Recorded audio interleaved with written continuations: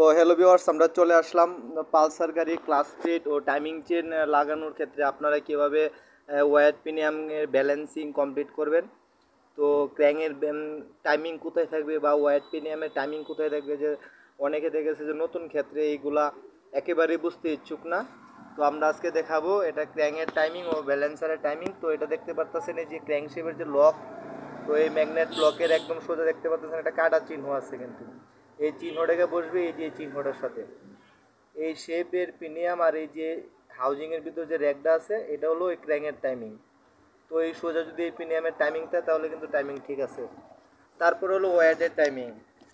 তো ওয়াইডের টাইমিং দেখা যাচ্ছে যে এটা যেহেতু অনেক ফাস্ট মডেলের একটি ব্যালেন্সার ওয়াইড প্রিমিয়াম, তো ওয়াইড প্রিমিয়ামের ক্ষেত্রে দেখা যাচ্ছে এগুলো আপনার এই যে এরকম একটা র্যাক টানা থাকে, কিন্তু হালকা একটা আঁচড় টানা থাকে, দেখতে পাচ্ছেন এই যে আঁচড় টানা। তো আবার নিউ মডেল গাড়িতে দেখা যাচ্ছে ফুটা দেওয়া থাকে, সুন্দরভাবে টাইমিং বোঝানো থাকে শেপের মাথায়। তো এটা কিন্তু এরকম না। তো এক্ষেত্রে কিন্তু আপনার হাউজিং কিন্তু অ্যাকুরেটই থাকবে।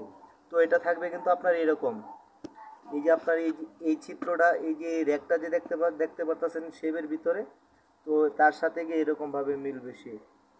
হয়তো আপনারা বুঝতে পারতেছেন, এই দেখেন ক্লিয়ার। তো বিশেষভাবে এই প্রিমিয়ামটা এই জায়গাতে থাকবে। তো এই প্রিমিয়ামটা এই জায়গাতে থাকলে কিন্তু এই যে টাইমিংয়ের যে র্যাকটা, এটা কিন্তু বোঝা যাচ্ছে এটা টাইমিং।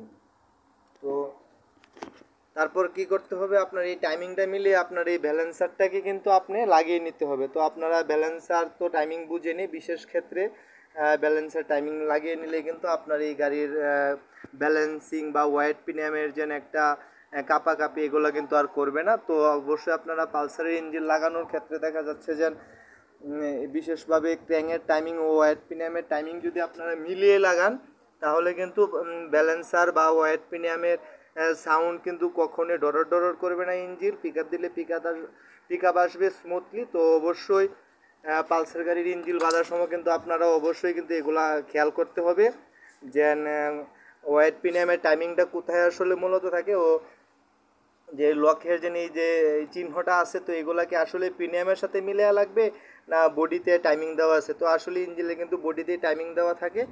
তো আপনারা বিশেষ করে যখন এই সমস্ত কাজগুলা করবেন, অবশ্যই কিন্তু মনোযোগ সহিত এই সমস্ত কাজগুলা করবেন। আমি কিন্তু আবার দেখাচ্ছি, দেখতে পারতেছেন এই যে ওয়াইড প্রিমিয়ামের টাইমিং যে কাটাটার সাথে শু করতেছে, এটা গেলো ওয়াইড প্রিমিয়ামের টাইমিং।